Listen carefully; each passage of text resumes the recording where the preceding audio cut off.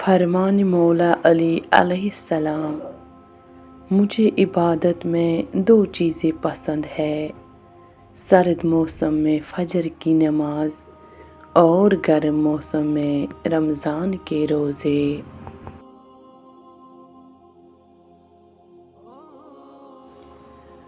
رمضان مبارک۔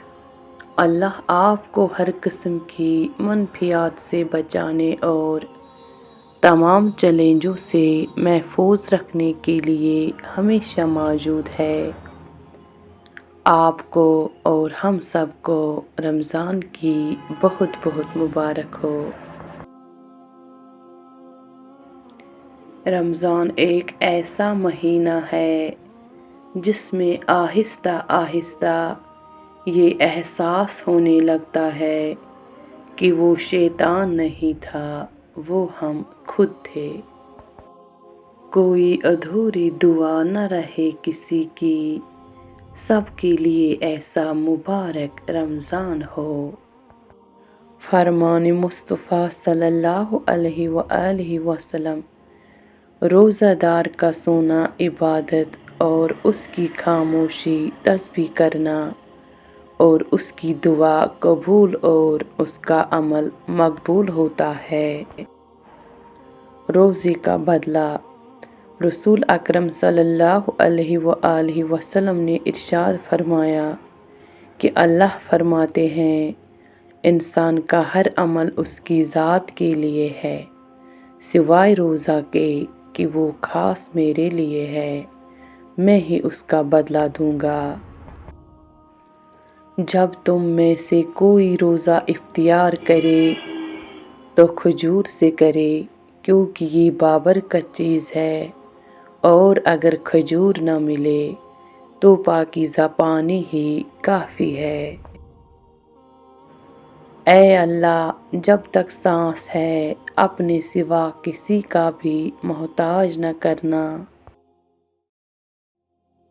رسول اکرم صلی اللہ علیہ وسلم نے ارشاد فرمایا، روزہ دار کو قیامت میں میرے حوض سے پانی پلایا جائے گا، پھر اس کی جنت میں داخل ہونے تک پیاس نہیں لگے گی۔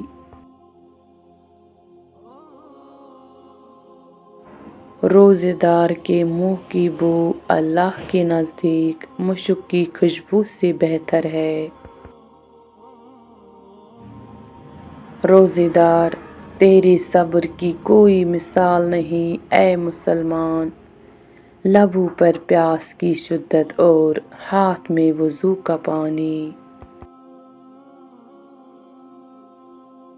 آمد رمضان، فرق نہیں پڑتا کسی بھی موسم کا رمضان کے آگے، ہار جائے گی یہ گرمی ایمان کے آگے۔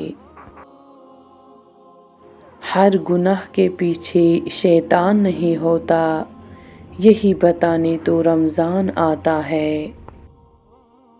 رمضان کے ایک روز کی اہمیت۔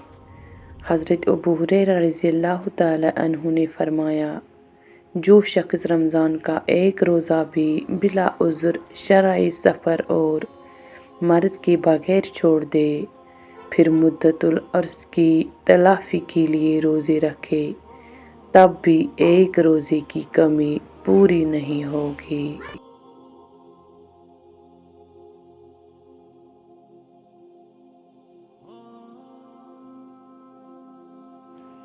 رمضان وہ مہینہ ہے جس کے پہلے 10 دن رحمت کے ہیں، دوسرے 10 دن مغفرت کے ہیں، اور آخری 10 دن تو آگ سے آزادی حاصل کر لینے کے لیے ہوتے ہیں۔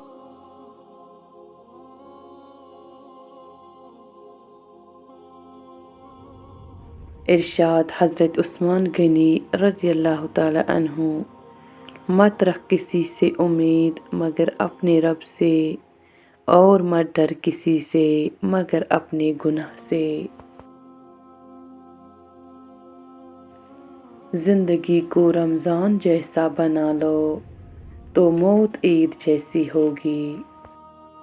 حضرت ابو ہریرہ رضی اللہ تعالی عنہ سے روایت ہے کہ رسول اکرم صلی اللہ علیہ وسلم نے ارشاد فرمایا، چاند دیکھ کر روزے رکھو اور چاند دیکھ کر روزے چھوڑ دو۔